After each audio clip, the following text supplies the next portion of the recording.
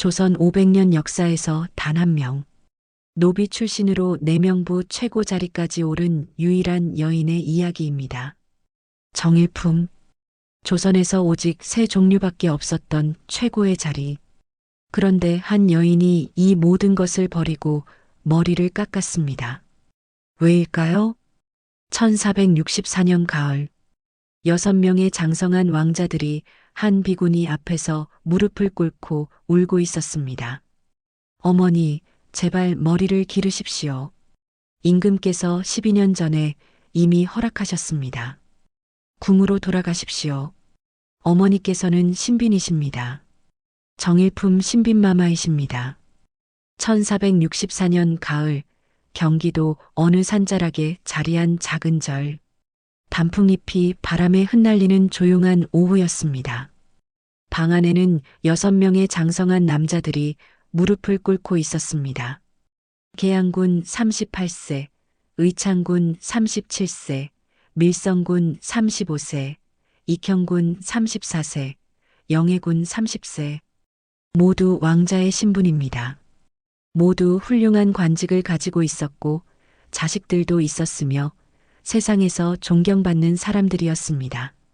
하지만 지금 이들은 그저 한 어머니의 아들들일 뿐이었습니다. 그들의 얼굴에는 눈물이 흐르고 있었습니다. 하얗게 센 머리, 얼굴에 깊이 새겨진 세월의 흔적. 하지만 그 얼굴은 평온했습니다.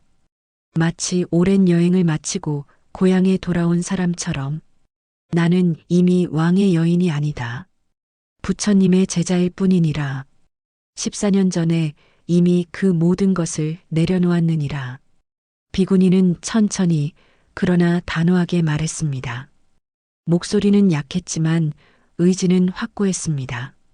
아들들은 더 이상 말을 잇지 못했습니다. 조선 내명부 최고 자리. 왕이 하사한 쌀과 콩 70석. 6명의 왕자를 낳은 영광. 세조가 극진히 예를 다하라 명한 그 지위. 그녀는 왜 모든 것을 버렸을까요? 누가 상상이나 했을까요? 이 조용한 한 비구니가 바로 조선 최고의 신데렐라였다는 것을. 내자시의 천한 노비에서 정일품 신빈까지, 노비에서 조선 내명부 최고 자리까지 올랐던 유일무이한 여인이었다는 것을. 그녀는 세종대왕의 후궁이었습니다. 1427년부터 1439년까지 12년간 왕의 사랑을 받으며 6명의 왕자를 낳았습니다. 세종의 18남 중 6명이 그녀의 아들이었습니다. 당시 조선에서 정일품은 오직 세 종류밖에 없었습니다. 정일품 문관 영의정, 정일품 무관 도총관, 그리고 정일품 내명부 빈.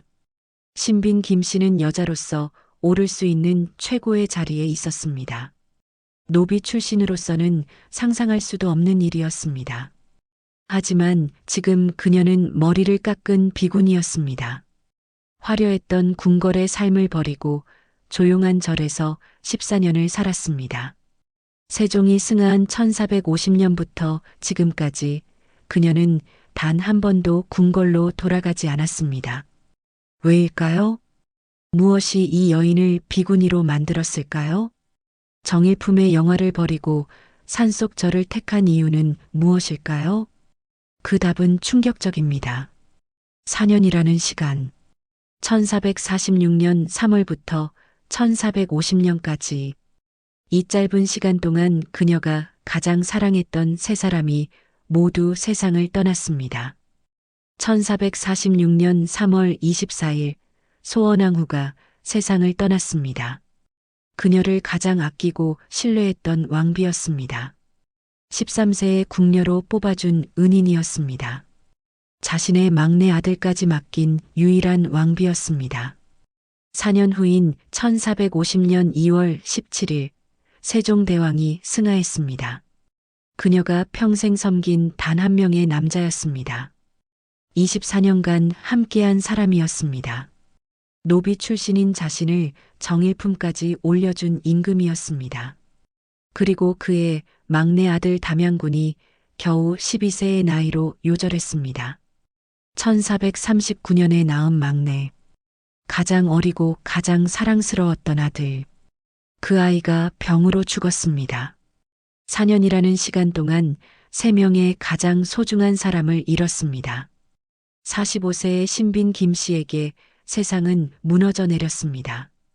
하지만 이 이야기는 끝이 아닙니다. 시작입니다. 46년 전으로 돌아가 보겠습니다. 한 명의 13세 소녀가 궁궐에 들어가던 그날로, 과연 그녀에게 무슨 일이 있었을까요? 왜 세종은 노비 출신 여인을 정일품까지 올렸을까요? 소원왕후는 왜 자신의 막내 아들을 후궁에게 맡겼을까요? 지금부터 진짜 이야기를 시작하겠습니다. 1418년 한양의 늦은 봄이었습니다. 길거리에는 꽃잎이 흩날리고 시장에서는 사람들의 웃음소리가 들렸습니다. 조선은 태종의 치세 아래 안정을 찾아가고 있었습니다. 내 자식, 왕실에서 사용하는 모든 물품을 관리하는 관청이었습니다. 쌀, 천, 비단, 기름, 꿀, 약재. 심지어 왕실의 옷과 신발까지. 왕실에 필요한 모든 것들이 이곳에 모였습니다. 그리고 이것을 관리하기 위해 많은 노비들이 일하고 있었습니다. 그 중에 한 소녀가 있었습니다. 13세의 어린아이. 성은 김씨, 본가는 청주였습니다. 아버지는 기무라는 하급 관리였습니다. 첨지중 추부사라는 관직이었는데 정삼품이지만 실권이 없는 명예직이었습니다. 어머니는 상의원 집안 출신이었습니다. 그렇게 보면 완전히 천민은 아니었지만 집안이 몰락하여 딸이 공노비가 된 것이었습니다. 소녀는 매우 조용했습니다. 다른 노비들처럼 떠들지도 않았고 불평하지도 않았습니다. 그저 묵묵히 자신에게 주어진 일을 했습니다. 그날 아침 내자시에 갑자기 소란이 일었습니다.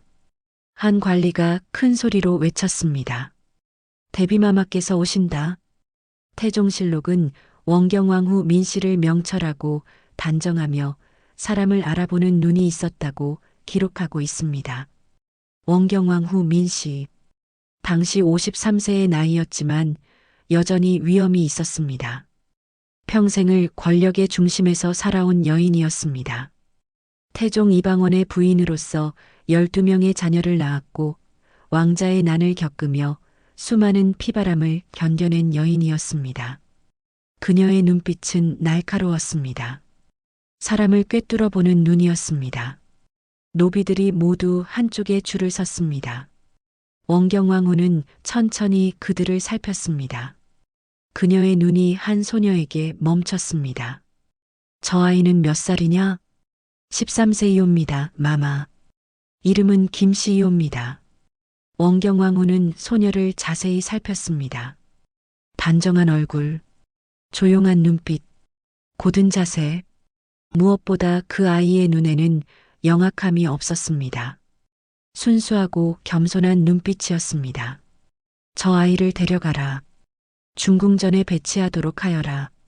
내자시의 관리들이 놀랐습니다. 공노비를 궁녀로 선발한다는 것은 매우 드문 일이었습니다. 하지만 원경왕후의 명령은 절대적이었습니다. 당시 조선 사회에서 이것이 얼마나 파격적인 일이었는지 이해하려면 신분제도를 알아야 합니다. 조선의 노비는 두 종류였습니다. 공노비는 나라에 속한 노비로 관청에서 일했고 사노비는 개인에게 속한 노비로 양반집에서 일했습니다. 내자시의 노비들은 모두 공노비였습니다. 사노비보다는 대우가 나았지만 여전히 자유롭지 못한 삶이었습니다. 그런 공노비 출신이 왕비의 처소에 배치된다는 것. 이것은 신분 상승의 첫 계단이었습니다. 오늘날 우리 사회에서도 첫 기회의 중요성은 여전히 유효합니다. 누군가의 눈에 띄는 것, 그 사람의 진가를 알아봐 주는 것, 그것이 한 사람의 인생을 완전히 바꿀 수 있습니다. 원경왕후는 화려한 외모나 뛰어난 재주가 아니라 성실함과 겸손함을 보았습니다. 13세 소녀의 눈빛에서 영악함이 없다는 것을 간파한 것입니다. 오늘날로 치면 인사 담당자가 화려한 스펙이 아니라 진정성과 성실함을 보고 사람을 뽑는 것과 같습니다. 때로는 한 사람의 해안이 다른 사람의 인생 전체를 바꿉니다. 소녀는 그날로 궁궐에 들어갔습니다.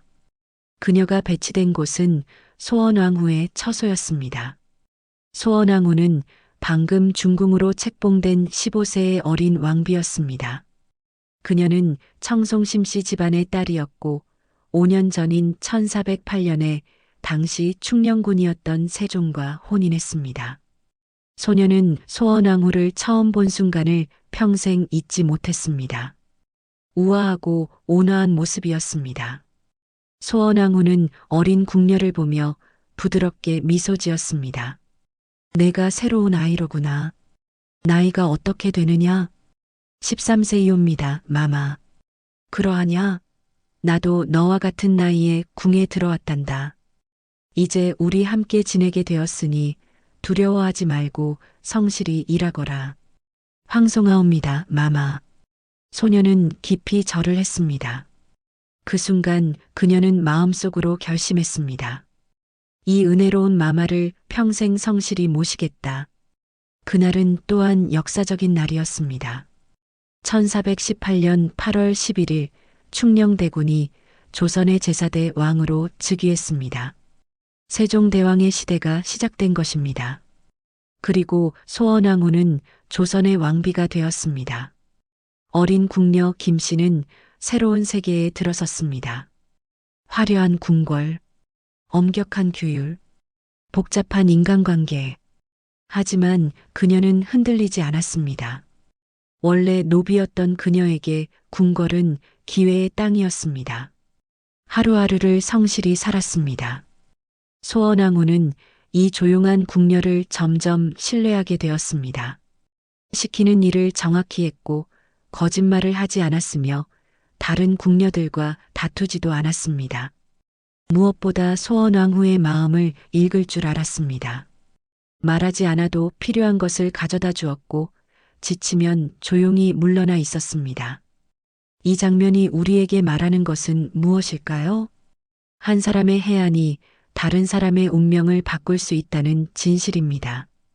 원경왕후는 13세 노비 소녀의 눈빛에서 순수함과 겸손함을 보았습니다. 화려함이 아니라 성실함을, 영악함이 아니라 진정성을.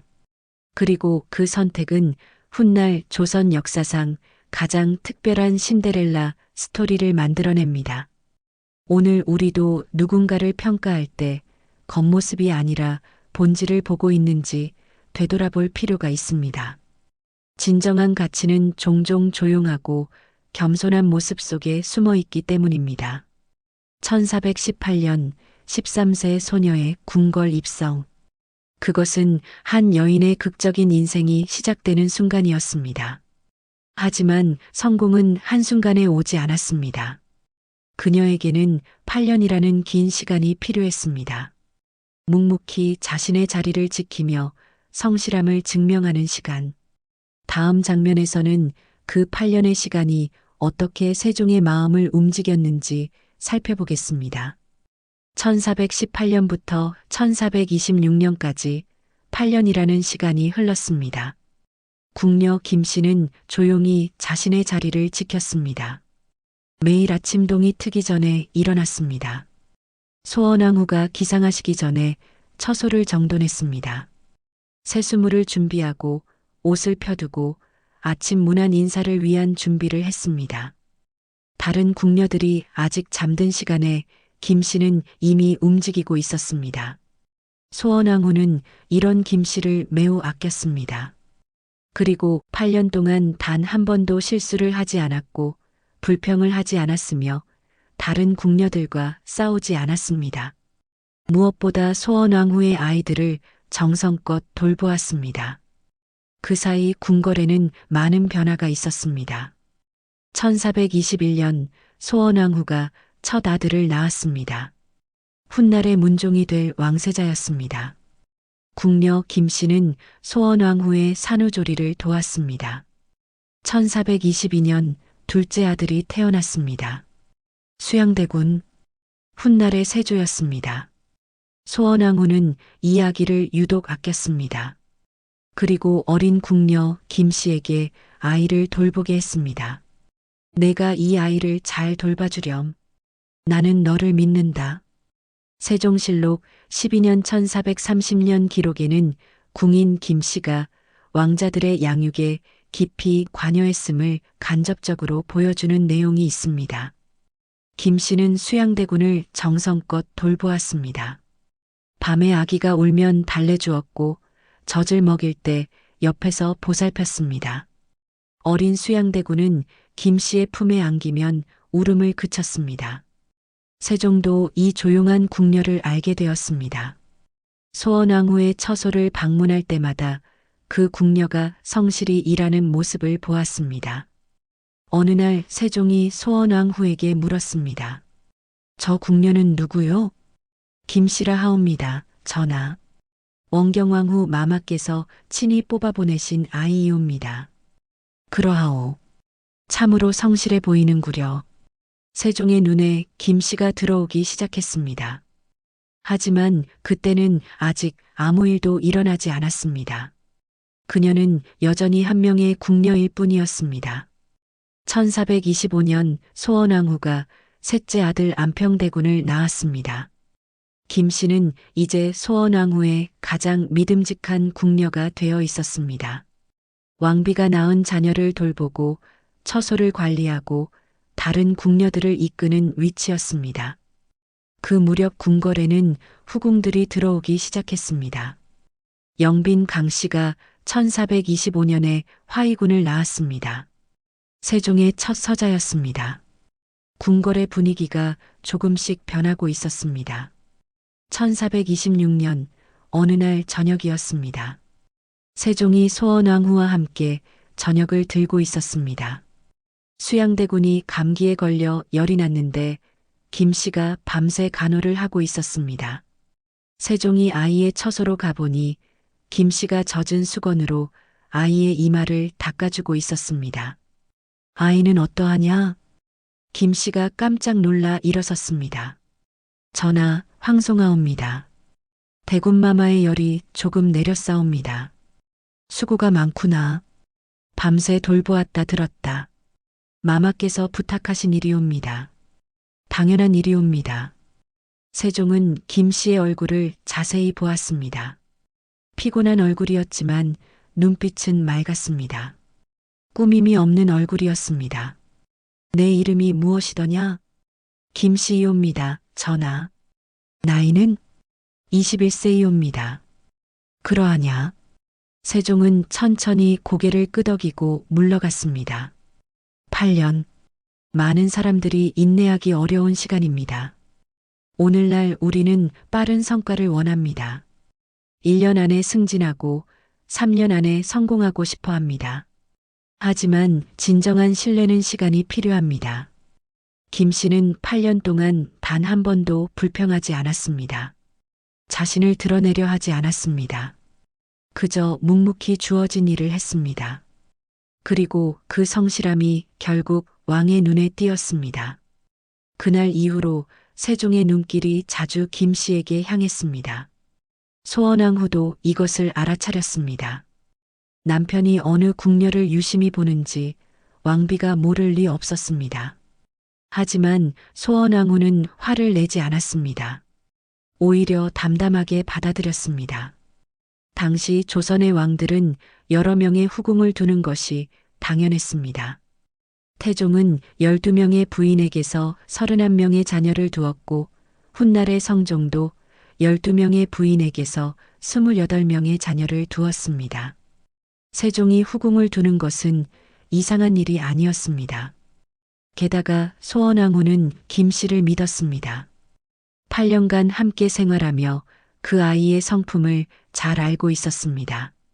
야심이 없고 교만하지 않으며 겸손한 아이였습니다. 만약 후궁이 되더라도 문제를 일으키지 않을 것이라 확신했습니다. 1426년 어느 날이었습니다. 세종이 소원왕후에게 조심스럽게 말했습니다.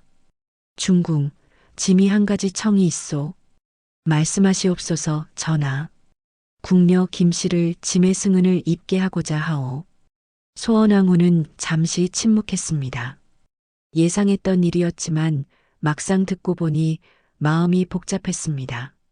하지만 그녀는 현명한 여인이었습니다. 전하께서 원하시는 일이라면 신첩이 반대할 이유가 없사옵니다. 김씨는 좋은 아이옵니다. 중궁의 아량에 감사하오. 소원왕후는 김씨를 불렀습니다. 김씨가 두려운 마음으로 왕비 앞에 무릎을 꿇었습니다. 전하께서 너를 부르신다. 김씨의 얼굴이 하얗게 질렸습니다. 무슨 일인지 알고 있었습니다. 마마, 저는 두려워하지 마라. 이것은 큰 은혜이니라. 너는 지난 8년간 성실히 나를 섬겼다. 이제 전하를 섬길 차례이니라. 마마. 김씨의 눈에서 눈물이 흘렀습니다. 감사의 눈물이었습니다. 소원왕후는 김씨의 손을 잡았습니다. 나는 너를 믿는다. 교만하지 말고 겸손하게 처신하거라. 그리고 잊지 말거라. 내가 아무리 높은 자리에 오르더라도 나는 언제나 내 마마이니라. 명심하겠사옵니다, 마마.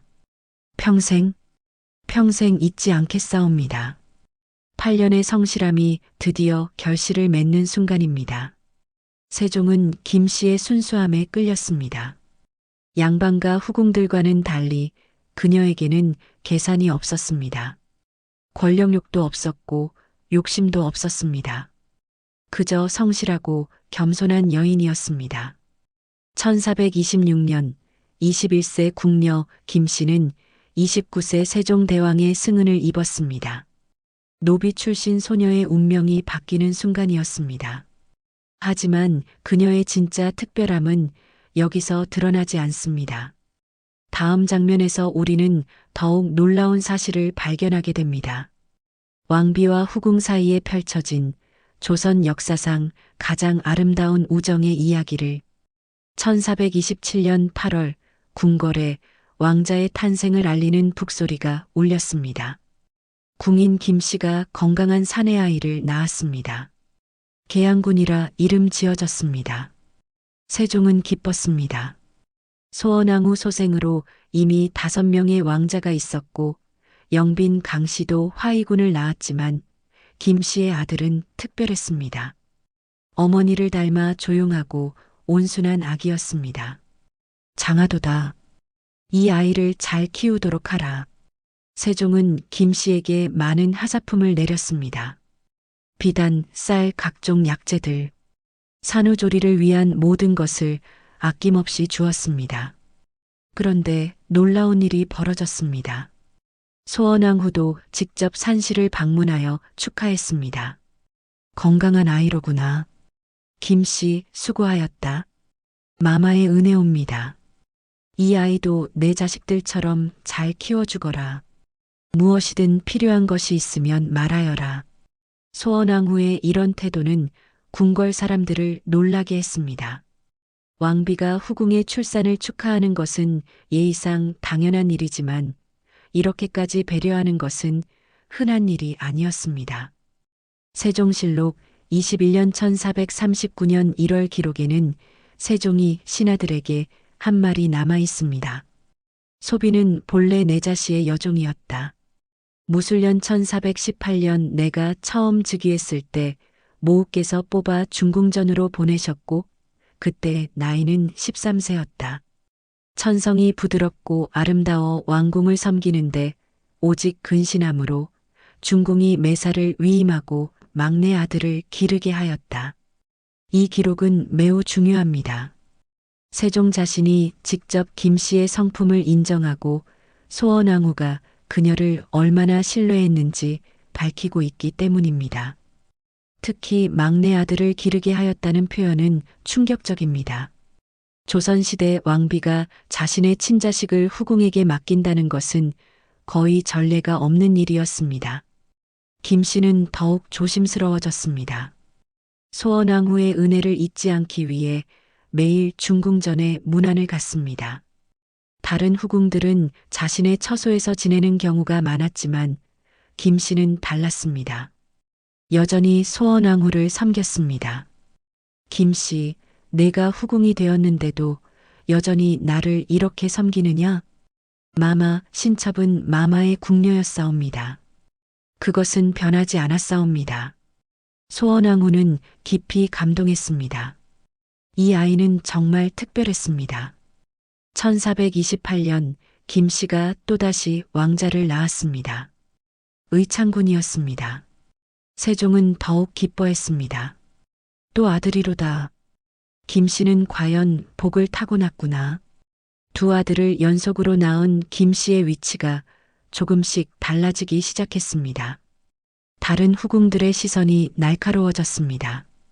특히 양반가 출신 후궁들은 노비 출신인 김 씨를 깔보았습니다. 저 여자가 무엇이라고 저렇게 총애를 받는가? 노비 주제에 건방지게. 하지만 김 씨는 전혀 개의치 않았습니다. 자신을 비난하는 후궁들에게도 언제나 공손하게 대했습니다.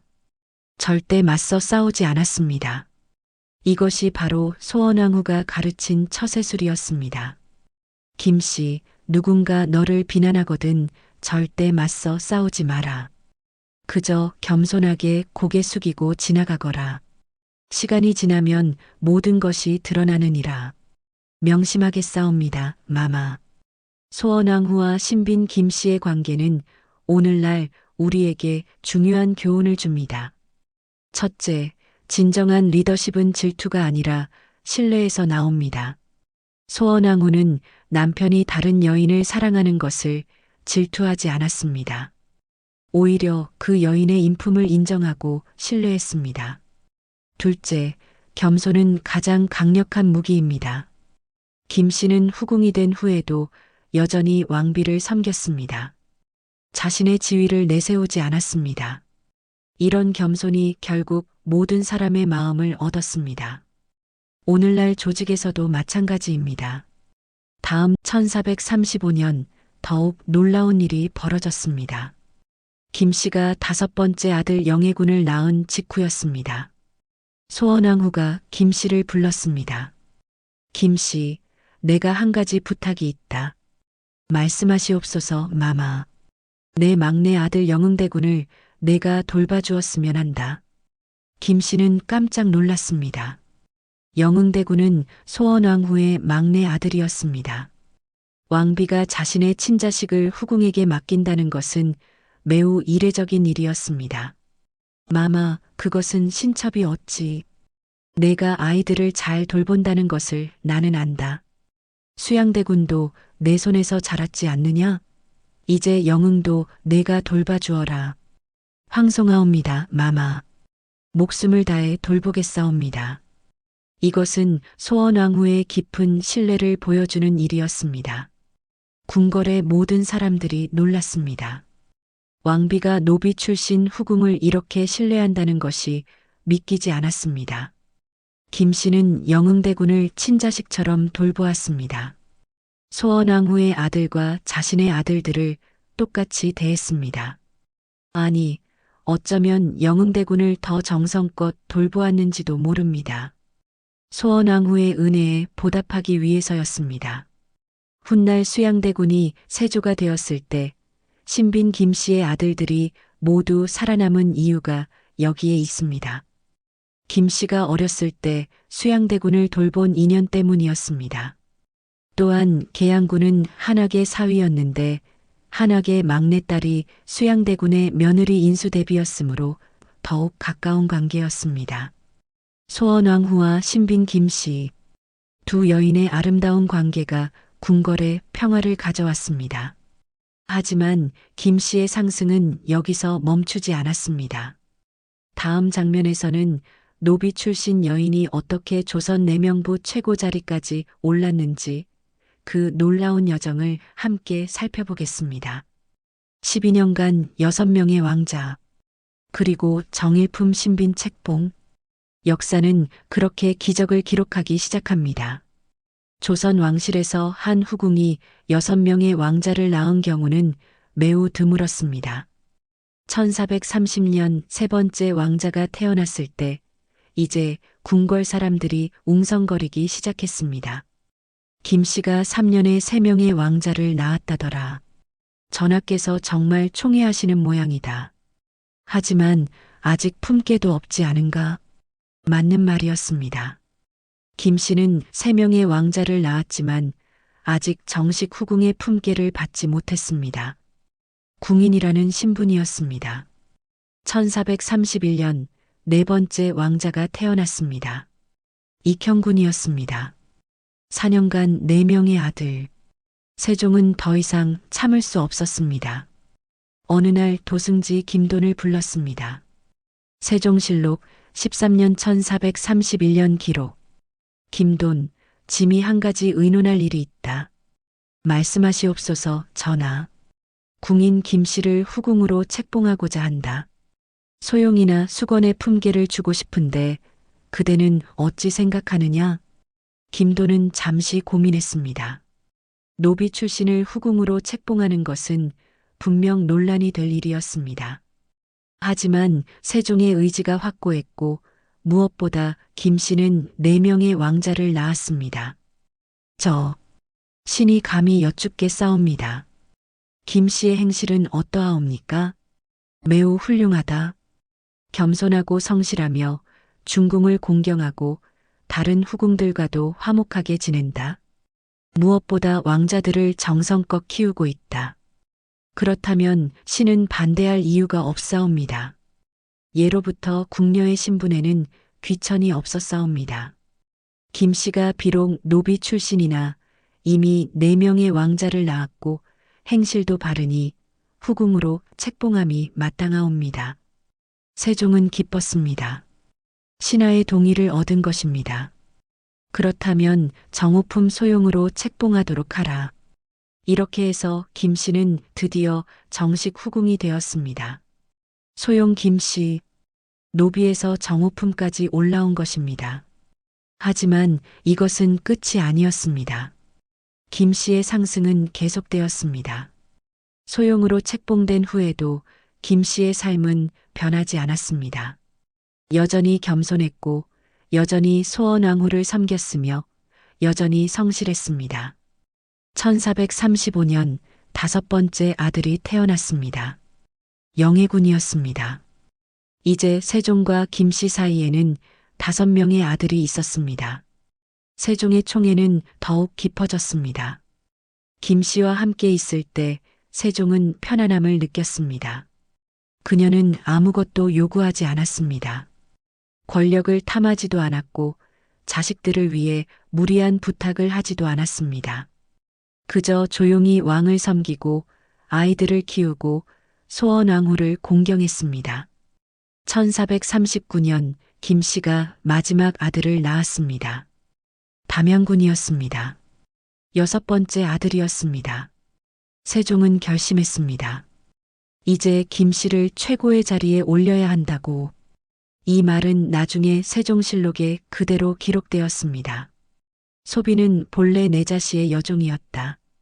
무술년 1418년 내가 처음 즉위했을 때 모우께서 뽑아 중궁전으로 보내셨고 그때 나이는 13세였다. 천성이 부드럽고 아름다워 왕궁을 섬기는데 오직 근신함으로 중궁이 매사를 위임하고 막내 아들을 기르게 하였다. 성품이 근신하지 않았다면 중궁이 어찌 자신의 소생 아들을 기르게 하였겠는가? 김돈이 신계와 의논한 후 대답했습니다. 예로부터 궁녀의 세계에는 본래 귀천이 없었사옵니다.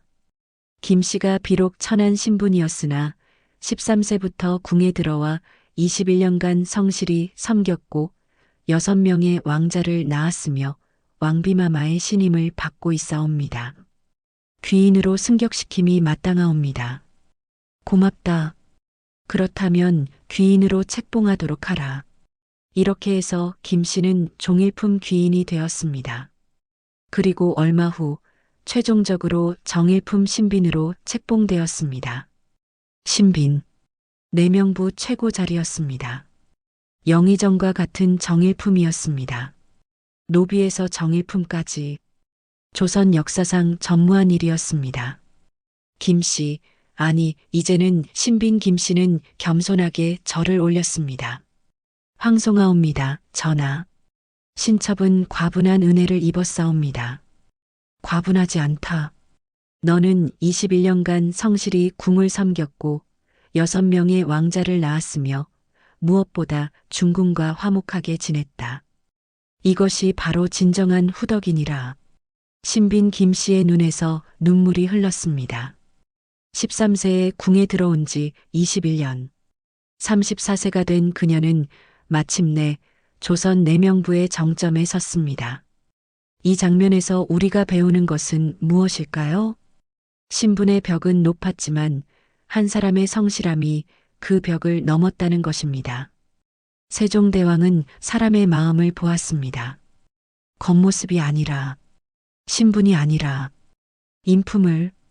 예로부터 궁녀의 세계에는 본래 귀천이 없었느니라. 이 말은 단순한 말이 아니었습니다. 세종의 철학이었습니다. 신분이 무엇이 중요한가? 중요한 것은 사람의 마음이다. 신빈 김씨는 바로 그 증거였습니다. 노비로 태어났지만 양반보다 고귀한 마음을 가졌습니다. 궁녀였지만 왕비보다 성실했습니다. 후궁이었지만 정비와 우위를 나누었습니다. 신빈이었지만 교만하지 않았습니다. 이것이 바로 그녀가 정일품까지 오를 수 있었던 이유입니다. 1439년 정일품 신빈 책봉. 이것은 신빈 김씨 인생의 정점이었습니다. 하지만 인생에서 정점은 종종 전환점이 됩니다. 행복의 절정 뒤에는 예상하지 못한 비극이 기다리고 있었습니다. 다음 장면에서 우리는 그녀의 인생에서 가장 어두운 시간을 마주하게 됩니다. 4년간의 연속된 비극. 그것이 한 여인을 어떻게 바꾸어 놓았는지 함께 살펴보겠습니다. 해시태그 5번째 1446-1450 4년간의 연속된 비극. 1446년 3월. 봄이 왔지만 궁궐은 어두웠습니다. 소원왕후가 위독했습니다. 중궁전에는 침통한 분위기가 흘렀습니다. 51세의 소원왕후는 평생 세종을 섬기며 10명의 자녀를 낳았습니다. 팔남이녀, 문종, 세조, 안평대군, 이명대군, 광평대군, 금성대군, 평원대군, 영흥대군, 조선 왕실의 기둥들이었습니다. 1408년 13세의 나이로 충녕군과 혼인한 이후 38년. 긴 세월이었습니다. 그 세월 동안 그녀는 왕비로서 완벽했습니다. 남편을 섬기고 자식을 키우고 후궁들을 다스리고 궁궐을 관리했습니다. 특히 후궁들과 화목하게 지낸 것은 조선 역사상 가장 모범적인 사례로 남았습니다. 하지만 이제 그녀의 몸은 한계에 다다랐습니다. 평생 출산과 육아로 지친 몸이었습니다. 10명의 아이를 낳고 키우면서 그녀의 건강은 점점 악화되었습니다. 마마, 마마. 세종이 왕비의 손을 잡고 있었습니다. 54세의 세종도 이미 병든 몸이었습니다. 당뇨병으로 고생하고 있었고 눈도 거의 보이지 않았으며 피부병으로 고통받고 있었습니다. 하지만 지금은 아내만이 걱정이었습니다. 세종실록 28년 1446년 3월 24일 기록. 왕비 심씨가 승하하시니 나이 51세였다. 왕이 슬퍼하여 침전에서 나오지 않으시고 공경과 백관이 모두 곡하였다. 방 밖에는 여러 후궁들이 기다리고 있었습니다. 그중 신빈 김씨는 밤낮으로 소원왕후의 곁을 지켰습니다. 다른 후궁들도 문안을 왔지만 김씨만큼 정성을 다하는 이는 없었습니다. 며칠을 밤을 새우며 간호했습니다. 약을 다리고 죽을 끓이고 몸을 닦아드리고 이불을 덮어드렸습니다.